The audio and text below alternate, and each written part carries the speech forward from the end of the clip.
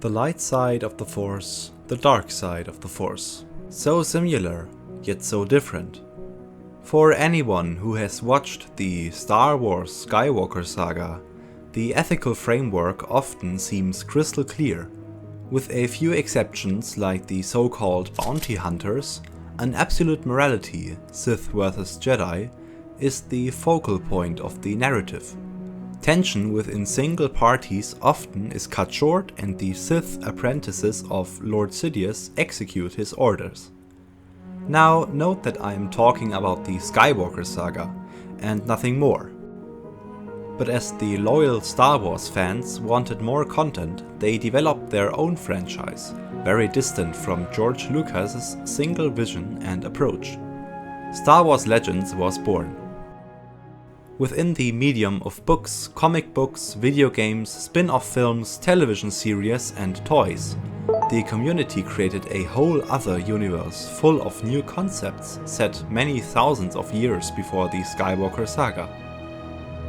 And so, on the 1st of October in the year 1993, the very first Tales of the Jedi comic book was released, functioning as a further part of the whole Star Wars Legends complex. Although the series was not released chronologically, it had been a success among fans and critics alike. Kevin J. Anderson, an American science fiction author, thinks that Star Wars does very well in the comics format, because it's such a visual story and universe. I did enjoy the different costumes, the different government and environment in the TOTJ timeframe. And I think his point goes even further than that.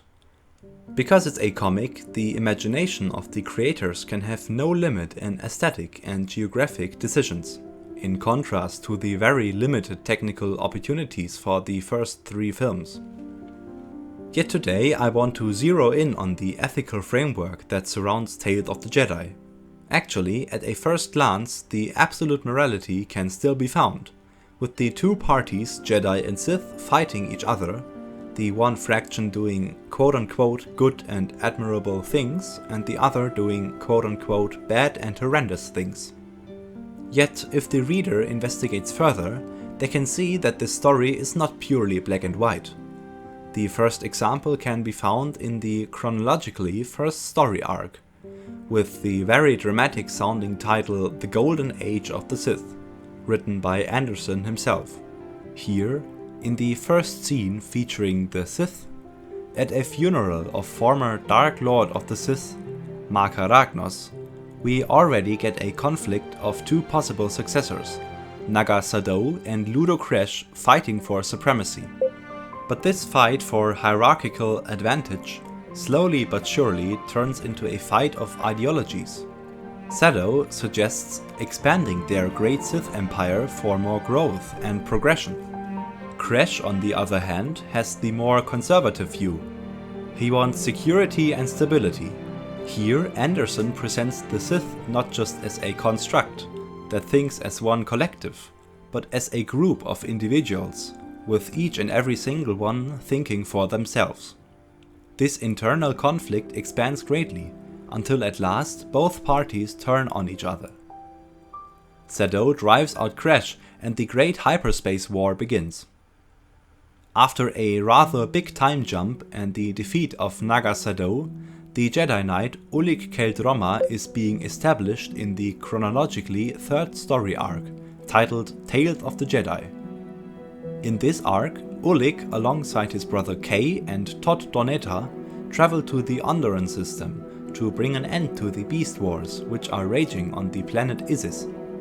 But the side that on first look seemed more evil is actually more morally acceptable, while the structured city of Isis worship an old Dark Lord of the Sith.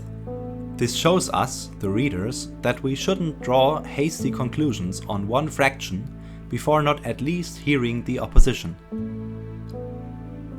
Eventually, the dark side is driven out of Isis, while the teacher of Ulic qel-droma, Master Arca, hopes that Ulic will, as a Jedi, not fall to the dark side.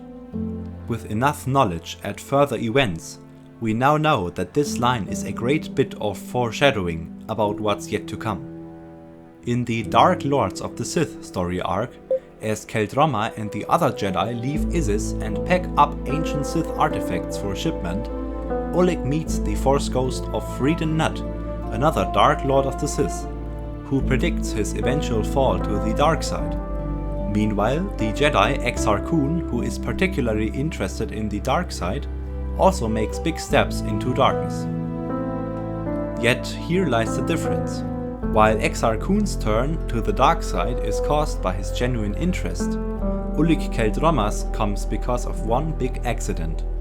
As his long-standing master, Arkat Jeth, is being shot from behind, this tragic accident led to a series of unfortunate events, culminating in this. With the Jedi now knowing that qel-droma has fallen, the Sith War begins, and many Jedi also turn to the dark side, being given false promises by Exar Kun. One of these turned Jedi, with the name of Credo, is being told time and time again that he is going to play yet an important part in this story. Eventually, this important part is not what Credo had in mind. As he is being sent out on a military operation alongside the dark side user Alema, it all works out well at first, but soon Credo notices that they were being tricked by none other than Exar Kun himself. This exactly is another gruesome example of the rather treacherous ethical code of the Sith. On yet another attack of the Sith, Ulic qel-droma and his brother Kay qel-droma stand against one another, and while Kay does not want to fight his beloved brother, Ulic has other ideas.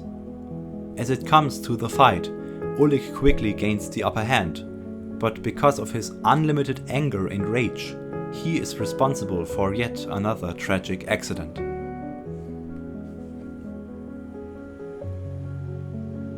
In the final arc of the series, called Redemption, Ulic qel-droma, now completely broken, banishes himself into exile, giving up his lightsaber and the Force in general.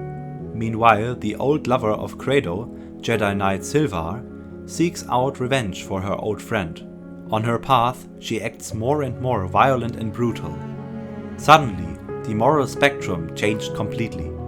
With Ulic qel-droma being a tragic hero, we now pity him, while a Jedi Knight, a keeper of good and protector of peace, acts out of revenge and hate.